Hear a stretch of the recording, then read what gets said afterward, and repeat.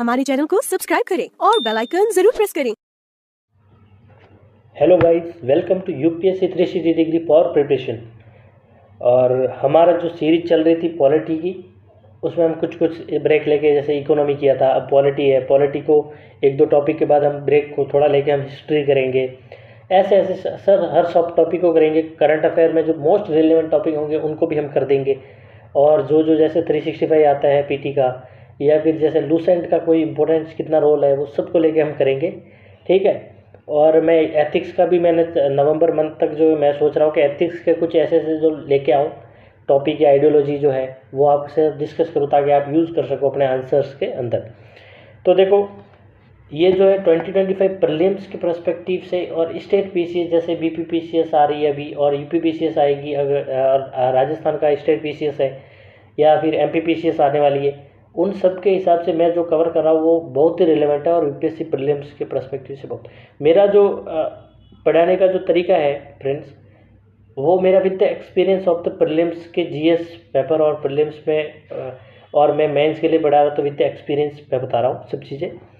और दूसरा ये है कि हर चीज़ कंटेंट तो बहुत सारा मिल जाता है। मैं कभी किसी का कंटेंट, जैसे मैं एथिक्स के लिए करा तो बता देता हूँ कि भाई उसका है, क्योंकि because we started that journey, we don't have that much team to create much content. We have little team or little friends who they are supporting us and to create content. And what I give task to them, they just create content and make pdfs and makes all this, they set up and they gives me. तो better बात ये करता है कि हमारे पास अगर इतना environment है नहीं अभी, तो इससे ये बेटर नहीं प्रूव नहीं होता कि भाई जिसके पास बड़ा सा एलसीडी लगा है वो उस पर पढ़ा रहा है, बड़ा शानदार कैमरा लगा है, तो उस पर मत जाइएगा। ये होता है कि किसी को लॉन्ग टाइम से पढ़ा रहा तो उसका फ्लो ऐसा रह जाता है। लेकिन बात ये करती है कि मैटर ये करता है कि प्रेजेंट टाइम में कोई जो कंपटीशन फेस कर रहा है और जिसको एक्सपीरियंस है, जिसने कुछ चीज़ों को गेन किया है, वो आपको जानना ज़रूरी है। मैं आपको इसमें ये बता रहा हूँ कि आपको पढ़ना तो है, ये टॉपिक रिलेवेंट है, इंपॉर्टेंट है, वो तो मैं बता ही रहा हूँ। उसके साथ ये बता रहा हूँ कि उसमें से क्या फैक्ट जो है वो रिलेवेंट है, कैसे पढ़ना है वो रिलेवेंट है, वो आपको मिलने की पॉसिबिलिटी बहुत कम होती है। तो ऐसे कहता हूँ, जुड़े रहिए, शेयर कीजिए, सब्सक्राइब कीजिए, और दूसरे फ्रेंड्स को भी जुड़ाएं, ताकि ये रहे कि भाई हमारा भी थोड़ा ये कि मनोबल बढ़े, ताकि कि भाई हाँ सपोर्ट मिल रहा है, अच्छी मिल रहा है अभी। तो ऐसे करते रहेंगे, ठीक है। तो चलो, अभी है जो हमारा टॉपिक है वो है डीपीएसपी है, directive principle of the state policy, उसको पढ़ेंगे। उसमें भी जो मेरा जो मेन टारगेट है वो क्या है कि भाई क्या क्या चीज़ इंपॉर्टेंट है वो मैं पढ़ाऊँगा। आई थिंक इट विल 2 और 3 क्लासेस, तो इसमें से पूरा कर लूँगा, ठीक है। फंडामेंटल राइट हमारा हो चुका है, तो ये चलो अब करते हैं। तो डीपीएसपी, देखो डीपीएसपी का कॉन्सेप्ट क्या था, ठीक है। पर जैसे आपने प्रीएम्बल पढ़ा होगा, क्या प्रीएम्बल जब आपने पढ़ा होगा ना, तो प्रीएम्बल के अंदर एक चीज़ कही थी कि भाई जस्टिस दिया जाएगा, पॉलिटिकल, इकोनॉमिक, सोशल जस्टिस आपको मिलेगा। तो जो वो कहाँ मिलेगा? प्रीएम्बल तो ऐसा थोड़ी है कोर्ट में जाएंगे प्रीएम्बल को लेके, नहीं जाएंगे ना। तो पॉलिटिकल जस्टिस के लिए तो हमने क्या किया, फंडामेंटल राइट, यानी पॉलिटिकल जो जस्टिस मिलेगा ना, पॉलिटिकल जस्टिस वो कहाँ मिलेगा? वो मिलेगा एफडी के अंदर, फंडामेंटल राइट के अंदर। दूसरा, सोशल और इकोनॉमिक जस्टिस जो दिया जाना है ना, वो दिया जाएगा डीपीएसपी के थ्रू। इसीलिए बाबा साहब अम्बेडकर जी, तो भीमराव अम्बेडकर जी जो कह रहे थे कि इसको नोबल फीचर कहते हैं कॉन्स्टिट्यूशन का। कौन सा कहते हैं? Noble feature of the constitution.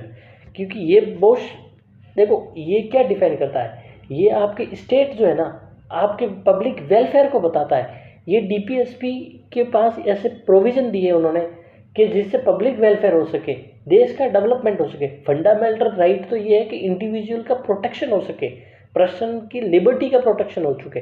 लेकिन अगर डेवलपमेंट करना है तो डेवलपमेंट का पर्सपेक्टिव इसमें दिया गया है। तो इसको पढ़ते हैं। डॉक्टर अम्बेडकर जी कहते हैं इसको noble feature of the constitution, ये आपको याद रखना है, ठीक है। दूसरा, जो फंडामेंटल राइट और डीपीएसपी को कंबाइन क्या कहा जाता है, कंसाइंस ऑफ द कॉन्स्टिट्यूशन।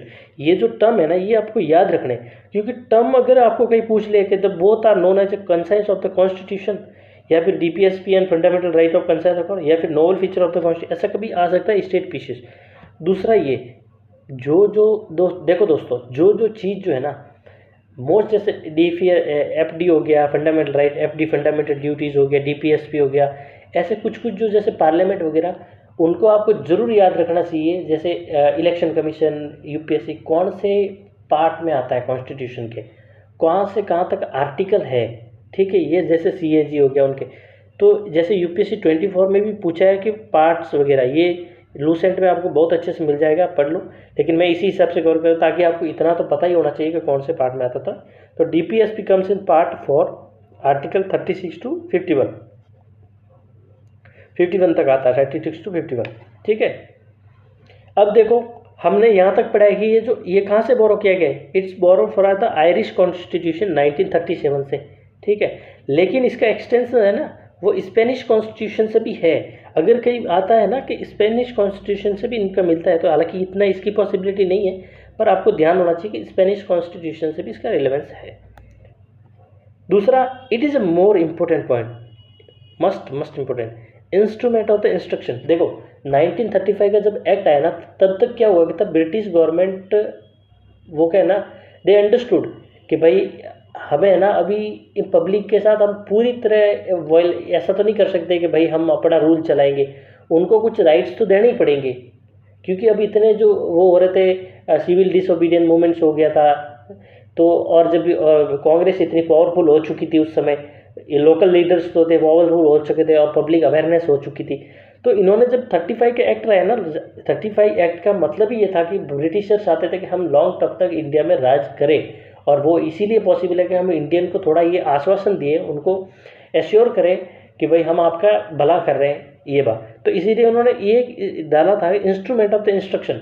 ये एक टाइप का था कि पब्लिक के लिए क्या वेलफेयर, क्या चीज़ें होनी चाहिए, पब्लिक को क्या राइट होने चाहिए, इस टाइप का थोड़ा बताया था, उसे कहते थे इंस्ट्रूमेंट ऑफ द इंस्ट्रक्शन कहा जाता था 1935।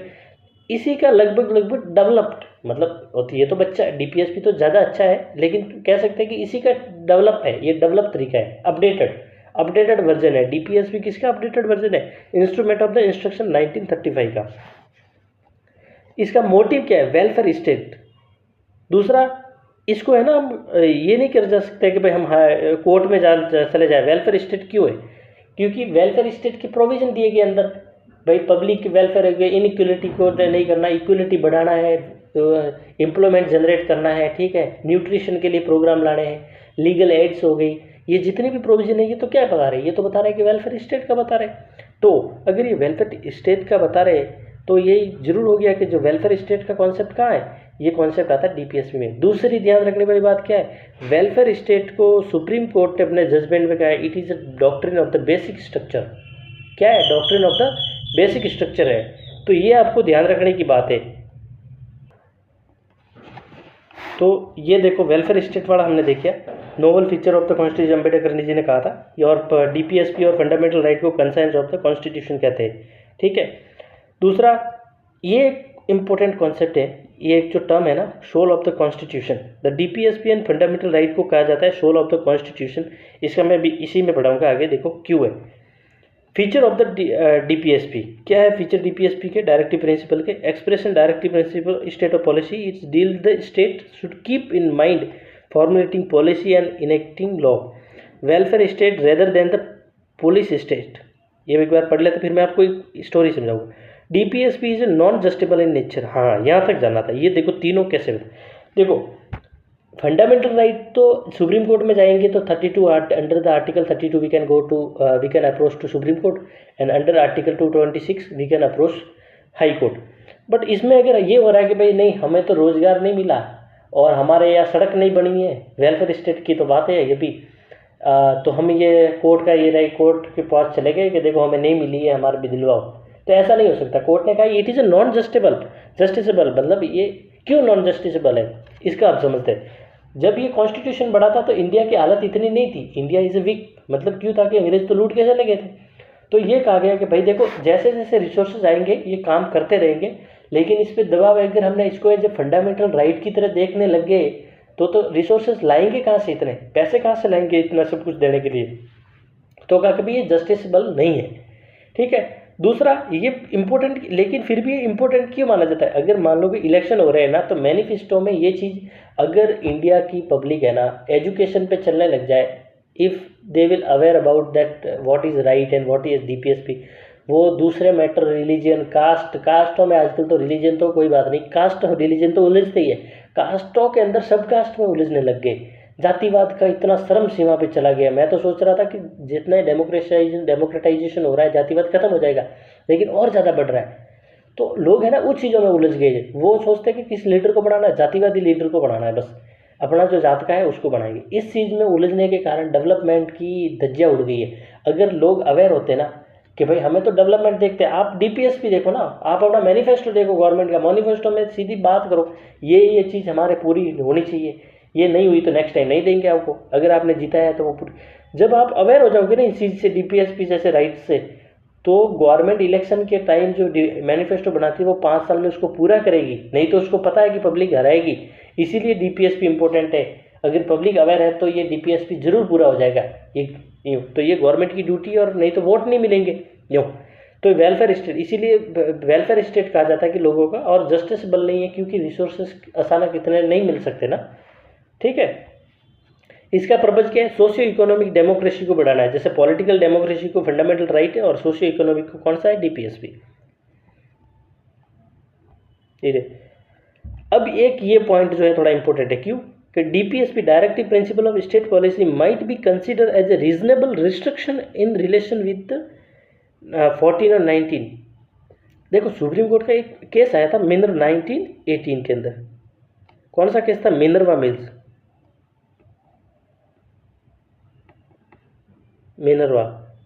Minerva mills versus union of India का केस था 90 में।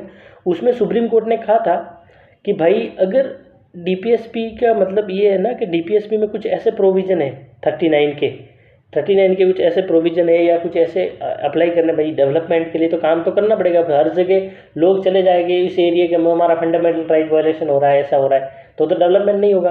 तो कहा था कि अगर कुछ डेवलपमेंट के लिए अगर फंडामेंटल राइट 14 और 19 का इफेक्ट होता है ना, तो वो नहीं चलेगा, वो मतलब ऐसा नहीं है कि उस पर वो लोग क्लेम नहीं कर सकते फंडामेंटल राइट करके भाई हमारा 14-19 का वायलेशन है, अगर कुछ डीपीएसपी को अप्लाई करना है जो डेवलपमेंट के लिए है।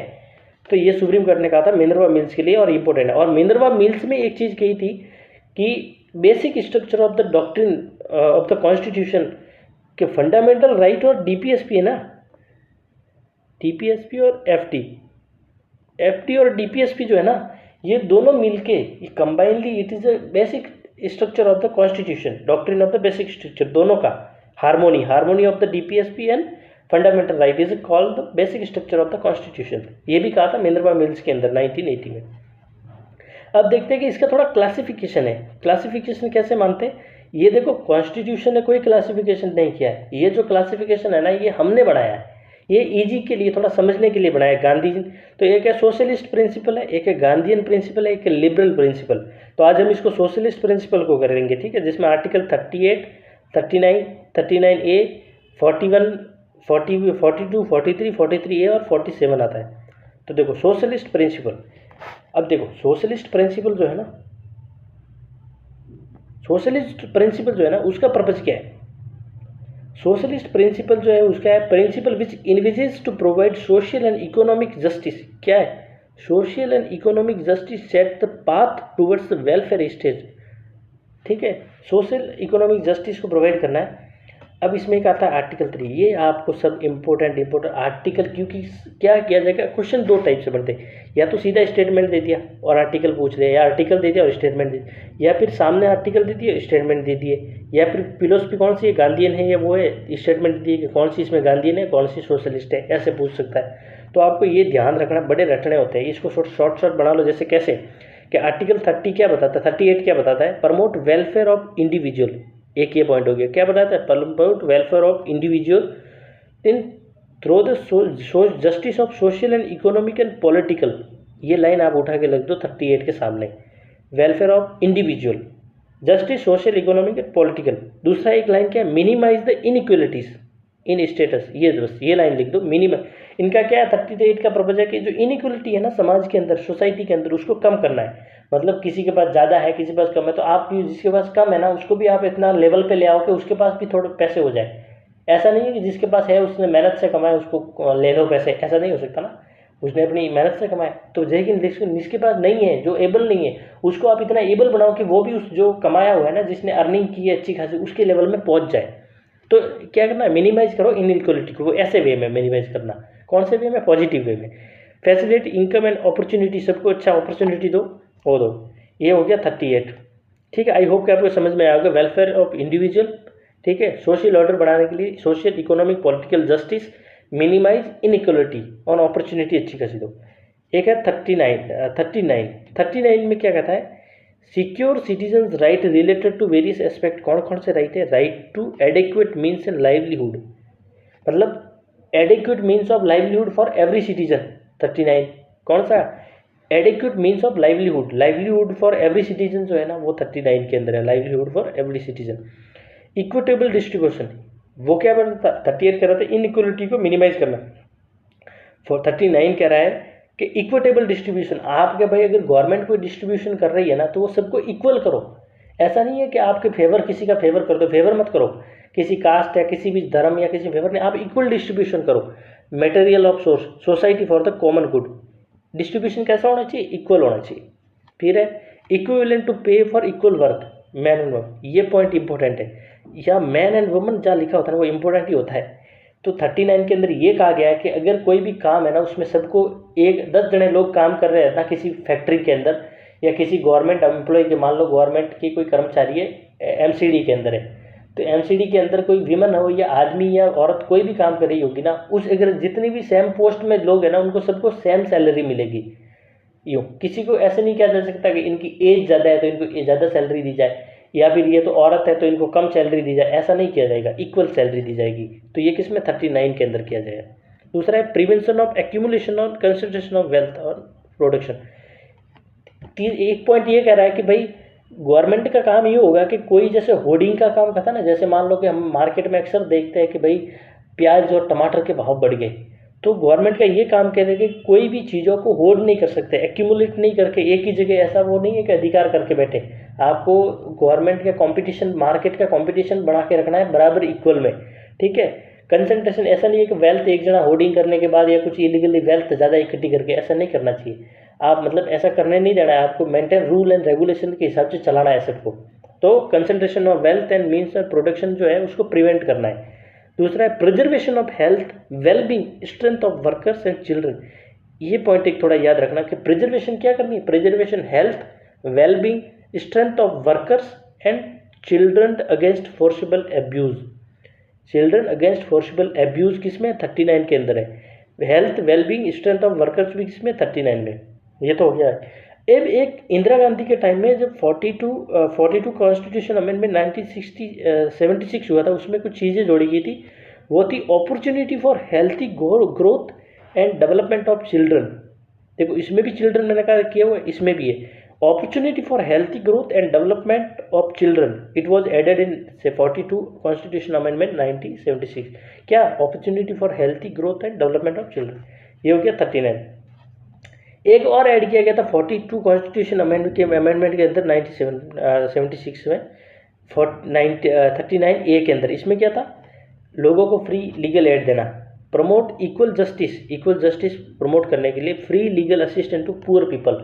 इसमें देखो SC/ST हो गई, जो लोअर जो मतलब ये कहते हैं ना पुअर सेक्शन के आते हैं, जिसकी मतलब आय बहुत कम हो गई, वीकर सेक्शन है, या ठीक है मार्जिनलाइज सेक्शन हो गया। जैसे इनको LGBT कम्युनिटी को भी मिलता है, जो ओल्डर एज है उनको भी मिलेगा, डिसेबल पर्सन है उसको भी ये फ्री एड मिलेगी। अब फ्री एड का मतलब क्या है, 1987 में ये एक्ट भी लेके आया था फ्री एड के लिए, 1987 के अंदर, ठीक है, एक्ट भी लेके आए थे वो। ये फ्री एड का है का मतलब गवर्नमेंट कोई भी सेशन न्यायालय, कहीं भी कोर्ट होगा ना, वहाँ पर गवर्नमेंट वकील होंगे, ठीक है, गवर्नमेंट अधिवक्ता होंगे जैसे, तो वो गवर्नमेंट वकील जो होंगे वो प्रोवाइड किया जाएगा, जिसके जो वो कंडीशन नहीं है टू हायर एडवोकेट, पैसे देके एडवोकेट हायर करने की, जिसके पास कंडीशन नहीं है, वो इसी सिचुएशन में नहीं है, तो वो क्या करेगा, वो ऐसे करेगा कि भाई गवर्नमेंट उसको सपोर्ट करवाएगी कि भाई देखो हम आपको फ्री में एक वकील दे रहे हैं ताकि आपका केस लड़ सके कोई।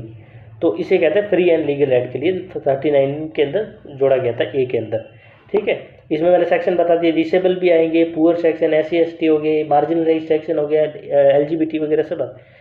अब आता है 41 अक्सर हम मिस कर जाते हैं लेकिन इम्पोर्टेंट है। Respect unemployment, old age, sickness and disablement, secure citizen, right to work secure करना, ऐसे लोगों की, अनएम्प्लॉयमेंट है, ओल्ड एज है, सिकनेस में है या डिसेबलमेंट है, right to work, right to education और राइट टू पब्लिक असिस्टेंट, ये आपको ध्यान रखना है। VP क्या ध्यान रखना है, या फिर पेव रख लो, public assistance, education and work, 41 के अंदर का आता है। 42 के अंदर क्या है, make various provision for just human condition for work, ये कह रहा है 42 कह रहा है कि भाई ऐसी कंडीशन बनाओ वर्क प्लेस पे ताकि वो एक ह्यूमन बीइंग के लिए हो, काम करने के लायक हो। ह्यूमन बीइंग ऐसा नहीं है कि आप जानवरों की तरह किसी को काम करा रहे हो, या फिर हाइजेनिक ही नहीं है, कुछ भी वहाँ रोग बीमारियाँ फैल रही है, तो वो उसका भी ध्यान रखा जाए कि जो भी वर्क प्लेस है ना वो the human condition to of work, just as human. दूसरा है कि विमेन वगैरह उनको मैटरनिटी बेनिफिट्स भी दिया जाना चाहिए, ये किसमें क्या करता है 42 में, मैटरनिटी बेनिफिट का अगर क्वेश्चन बनता है, पॉइंट आ जाता है, तो 42 याद रखना है, सोशल जस्टिस वाला, ठीक है। फिर आता है 43, secure and ensure living wages and decent standard of living. अगर कहीं डिसेंट स्टैंडर्ड ऑफ लिविंग को प्रमोट करने की बात करता है, culture and social opportunity for every worker, सब वर्कर के लिए cultural and social opportunity, decent standard of living की बात करता है, तो वो है 43 आर्टिकल है, ठीक है, ये ध्यान रखना है। एक और जोड़ा गया था 42 अमेंडमेंट के अंदर 43A, जिसका पर्पज था कि भाई हम वर्कर जो काम करते हैं उन वर्करों को कुछ यार राइट्स तो मिलने चाहिए, तो राइट देने के लिए उनको ये कहा कि भाई 43A हम लेके आते हैं 42 अमेंडमेंट के अंदर। उसमें ये जोड़ा गया कि भाई वर्कर जो होंगे ना, जिस कंपनी या फैक्ट्री में काम कर रहे होंगे, उनका पार्टिसिपेशन होगा उस फैक्ट्री के अंदर, तो take step to initiative secure participation of worker management in industry में, इंडस्ट्री के या कंपनी के मैनेजमेंट के अंदर जो वर्कर होंगे ना उनका भी पार्टिसिपेशन होगा। ये कौन कहता है, आर्टिकल 43A कहता है। अब आता है article 47 improve the level of nutrition, ये बड़ा इंपॉर्टेंट ध्यान रखना। अगर कहीं न्यूट्रिशन एक जगह ही पर आता है, न्यूट्रिशन अगर कहीं वर्ड आता है तो 47 याद रखना है। Level of nutrition, standard of living people and improve public health को कहीं इम्प्रूव करने का और न्यूट्रिशन को इम्प्रूव करने का आता है, तो वो है 47। तो ये थे सोशल वाले, ठीक है। अब पढ़ेंगे फिर गांधीयन वगैरह जो लिबरल है वो पढ़ेंगे। तो आई होप कि आपको ये समझ में आए होंगे, मैंने चीज़ें रटवा के आपको याद करवा रहा हूँ ताकि आपको बेनिफिट रहे इसमें, ठीक है। थैंक यू एंड शेयर करते रहिए और दूसरों को भी, ताकि वो भी इससे जुड़ते रहे और 2025 प्रीलिम्स का वो जो इम्पोर्टेंट सीरीज़ है उसका सब बेनिफिट ले सकें। Thank you for watching.